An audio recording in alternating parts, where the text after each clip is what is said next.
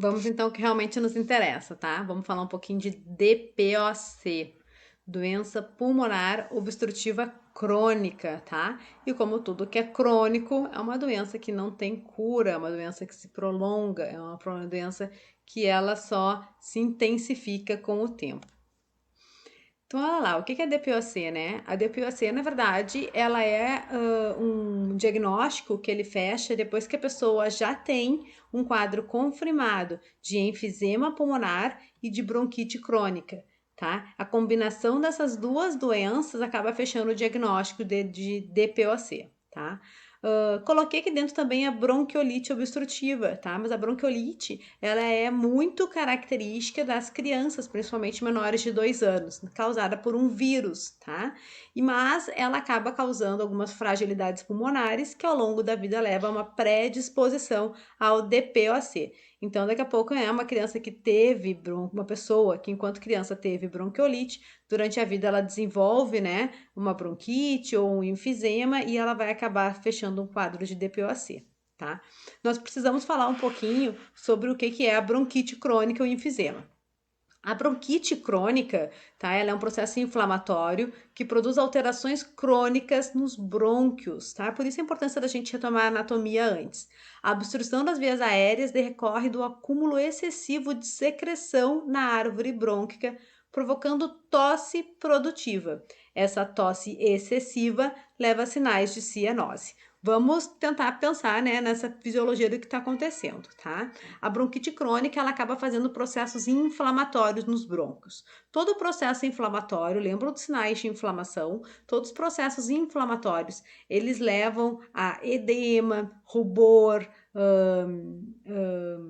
calor no local, né? Então isso faz com que aquilo fique, o bronco fique inchado. E tudo que é local que fica inchado acaba provocando exudato. Lembra aquela liberação de secreção, né? Ocorre também, tá? Então faz um inchaço dentro dos brônquios, né? Uma bronquiodilatação, né? Esse bronco fica com a luz diminuída dele e aí dentro desse espaço aqui que era para ser assim, ficou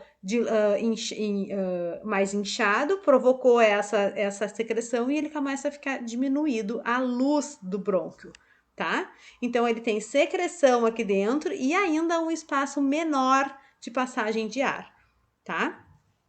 Por isso que ele vai acabar fazendo essas tosses, tentando eliminar essa secreção. Quando a gente retomou a anatomia, a gente falou de traqueia, a gente falou dos cílios da traqueia, né? Essa secreção nos cílios provoca muita tosse, tá?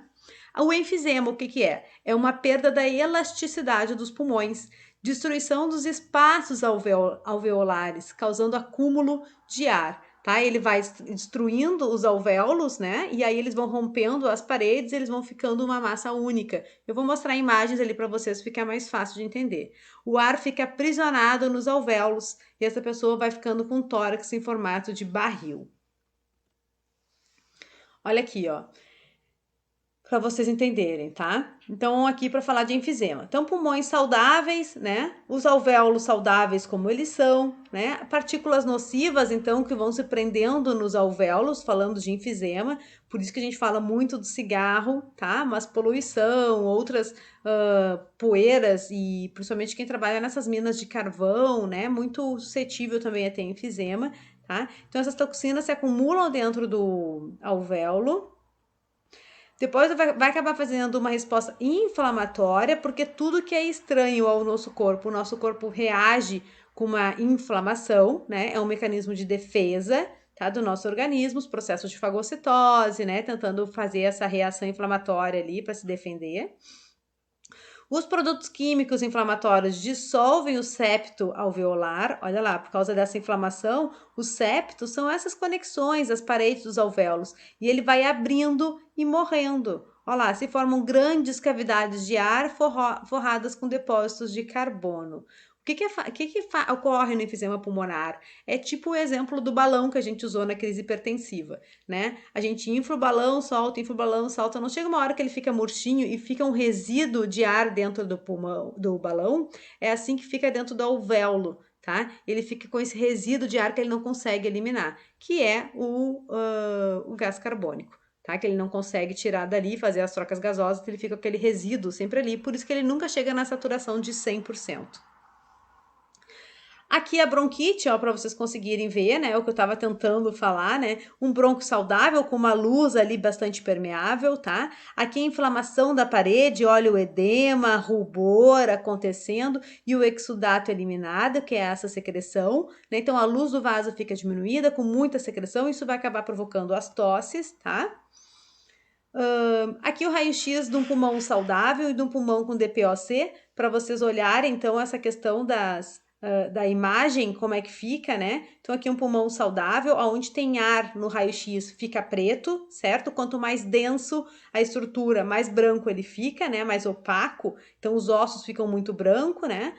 Aqui no meio que a gente enxerga o coração e de leve a gente enxerga aqui alguns bronquíolos. Olha como aqui os bronquíolos estão bem salientes, né? Olha só como eles estão marcantes, né? Isso é um raio-x de DPOC, tá? Olha aqui, ó, um pulmão saudável e um pulmão com DPOC, um pulmão que teve muitos enfisemas, né? Quando a gente fala que é o pulmão característico do fumante, é porque, como eu comentei com vocês, né, 80% dos DPOC são fumantes, são tabagistas. Principais causas, então, do DPOC vai ser o tabagismo como principal fator, a poluição nas grandes cidades, os trabalhadores sujeitos à exposição ocupacional, né, quando trabalham com mineração, trabalham com algum produto químico que pode causar essa aspiração, e a exposição a fogão de lenha, né, também a longo tempo pode provocar.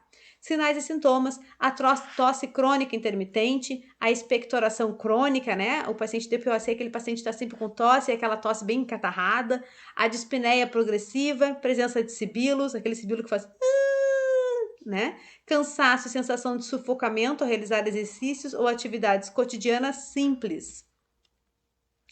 O diagnóstico vai ser feito através do raio-x de tórax e a avaliação espirométrica, né, que mede aqui, ó, a rapidez e a quantidade de ar que você expira. Cuidados de enfermagem, então, vai ser observar essa expectoração, né, se ele está conseguindo secretar, orientar, incentivar o consumo de água para fluidificar as secreções, né, atenção com os pacientes que são renais ou têm insuficiência cardíaca, tá? A gente tem que fazer sempre muita associação dos quadros, por isso a importância de conhecer as doenças, né? Eles podem ter restrições hídricas, o paciente renal, o paciente com insuficiência cardíaca, a gente não pode dar sobrecarga de volume, tá? Verificar os sinais vitais, principalmente frequência respiratória, né? Observar alterações respiratórias, se ele está em taquipneia, em bradipneia, hiperpneia ou ortopneia, tá? Cuidados de enfermagem, verificar a dispneia com utilização da musculatura acessória, né? Retração das fossas, aquele paciente que respira e tá usando a musculatura acessória, sabe quando a pessoa respira e afunda aqui, ó, a fossa supraclavicular e a supraesternal no meio das costelas, aqui assim, né? Próximo ao externo e próximo à clavícula, tem afunda e a gente enxerga bem isso. É um paciente que está em dispneia, tá? Atentar a prescrição médica para a recomendação de oxigenoterapia. Observar alterações de consciência, tá? Porque se ele começar a entrar em hipóxia, ele pode fazer confusão mental e sonolência. E o edema agudo de pulmão. Então, olha lá. O que é o edema agudo de pulmão, tá? Então, edema, né, de inchaço, né, agudo de pulmão, tá? Diferente do DPOC, que é crônico, o edema agudo de pulmão é agudo, né? Ele começa repentinamente e acontece, né? Então, ele tem um tratamento, a pessoa não vive com edema agudo de pulmão, diferente do DPOC, que ele é um paciente crônico, ele vai ser DPOC para sempre, ele não tem mais cura, tá? Ele pode ser tratado e diminuir sintomas, mas ele não tem mais cura. O edema agudo de pulmão não, tá? É uma emergência respiratória, ele tem que ser tratado na hora. Então, é uma insuficiência respiratória súbita e progressiva, correspondente ao extravasamento de líquido seroso para o espaço intersticial e ou alvéolos pulmonares, tá? Então, é líquido que está extravasando aqui nesse espaço intersticial, é um espaço entre o alvéolo e os capilares. Ele está vazando dali, tá? Nada mais é o edema agudo de pulmão do que um afogamento pulmonar, tá? O pulmão, ele enche de líquido. Esse excesso de secreção que ele tenta compensar e colocar para fora e absorver, né, vai afogando o pulmão. Então, olha lá. um edema pulmonar, né? Então aqui é alvéolos cheios de ar, fazendo as trocas gasosas, a hematose, né? E aqui é alvéolos cheios de água, eles não conseguem fazer a hematose, tá? O edema agudo de pulmão é uma condição clínica grave e frequentemente ele é secundário a alguma outra patologia. Então é aquele paciente que tem insuficiência cardíaca congestiva, né? O paciente com insuficiência cardíaca congestiva é aquele paciente que tem restrição de líquido, é aquele paciente que pode fazer um edema agudo de pulmão grave. Olha o que a gente estava falando até lá no DPOC, tá? Insuficiência renal, né? Não consegue fazer a eliminação renal do líquido, né? Vai acumulando líquido dentro do organismo. Síndrome da angústia respiratória aguda, olha aí, ó, os COVID, né? Infecções pulmonares, reações de hipersensibilidade, entre outros, tá? A causa, né, ou a etiologia, é o aumento da pressão capilar pulmonar, né? Então, ele vai começar a fazer, como tem muito líquido no interstício, aumenta essa pressão nos capilares e o capilar começa a absorver esse líquido, tá? Um aumento da pressão venosa pulmonar devido à insuficiência cardíaca congestiva, tá? Os resultantes vai ser um paciente começar a ter hipoxemia, né? Então tá baixando ali o oxigênio dele, comprometimento das trocas gasosas e diminuição da complacência pulmonar, né? Ele não consegue mais fazer essa expansão pulmonar. A inundação dos espaços alveolares ocorre obedecendo uma sequência previsível de eventos, a qual está dividida em 3 etapas sucessivas, tá? A congestão venocapilar, né? Então ali os capilares, né, com os alvéolos ali, o edema intersticial em volta e logo levando a um edema alveolar, né, pelo excesso de líquido. Aqui tem toda uma descrição da fisiopatologia, né, do que realmente está acontecendo, para quem quiser ler e se interessar aí por um passo a passo mais detalhado, tá? Essa imagem aqui é bacana, né? Olha aqui o capilar ali envolvendo o alvéolo, tá? Aqui o capilar, ó, envolvendo o alvéolo. O interstício que a gente fala é todo espaço entre órgãos que tem, entre vasos, porque um espacinho sempre existe por menor que ele seja. Então esse líquido que começa a ficar solto nesse interstício, que nada mais é do que um edema, o paciente renal, né, o paciente hipertenso tende a ter edema, é líquido solto no interstício. E olha aí, ó, pode acabar levando a um edema pulmonar, tá? Alguém vai absorver esse líquido para tentar dar conta. Já contei para vocês que a máquina é perfeita, ela sempre tenta nos salvar, ela não acredita que a gente está se auto-sacaneando, tá? Sinais e sintomas. Adorei essa imagem aqui, ó, porque é exatamente isso, o edema agudo pulmonar, tá?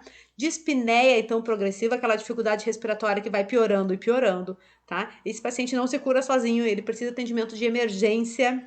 Taquipneia, né? A respiração fica mais rápida, tosse, escarro espumoso e muitas vezes sanguinolento, ansiedade, porque toda falta de ar provoca ansiedade, sudorese, palidez, tá? Palidez porque ele tá ficando com hipoxemia, né?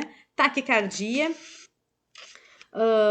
pressão arterial aumentada, estertores bolhosos e roncos bilaterais, né? O barulho de água dentro dos pulmões, ritmo de galope no coração, porque o coração está muito acelerado, e sopros cardíacos, tá? É um paciente que precisa de investimento rápido, do atendimento rápido, que esse paciente vai acabar evoluindo para óbito, tá? Por afogamento. Uma pena que ficou tapada ali a imagem também, tá? Mas aqui são os 3 estágios do edema agudo de pulmão. Tentei colocar no raio-x para vocês identificarem. O raio-x do edema agudo de pulmão, ele tem como característica apresentar a asa de borboleta, tá? O que é isso? Aqui é um raio-x em estágio 1, então a gente enxerga um coração ali, isso aqui já é uma insuficiência cardíaca pelo tamanho do coração, tá? Um coração que trabalhou demais, então ele é um músculo, né? Um músculo que tende a crescer, por ele precisar fazer muita força para conseguir fazer a contração, ele não consegue contrair o suficiente, né? Então ele cresce, tá? É uma cardiomegalia que ele vai desenvolvendo e começa a ter aqui ó, algum aparecimento já de brônquios, tá? Bronquíolos, desculpa. Aqui os bronquíolos estão crescendo, fazendo mais secreções acumuladas, então eles começam a aparecer mais na imagem, e aqui ele faz a asa de borboleta, olha lá, como ele faz direitinho. O outro lado tá tapado, mas depois vocês olhem a imagem, tá? Mas olha a quantidade de comprometimento de bronquíolos que tem aqui. Esse paciente está completamente afogado, tá? O diagnóstico, então, né? Uma síndrome clínica de instalação catastrófica, tá? Então acontece de repente, mas ele é um quadro secundário, ele no edema agudo de pulmão não acontece de uma hora para outra com qualquer um, né? Ele é um quadro secundário a alguma outra patologia, tá?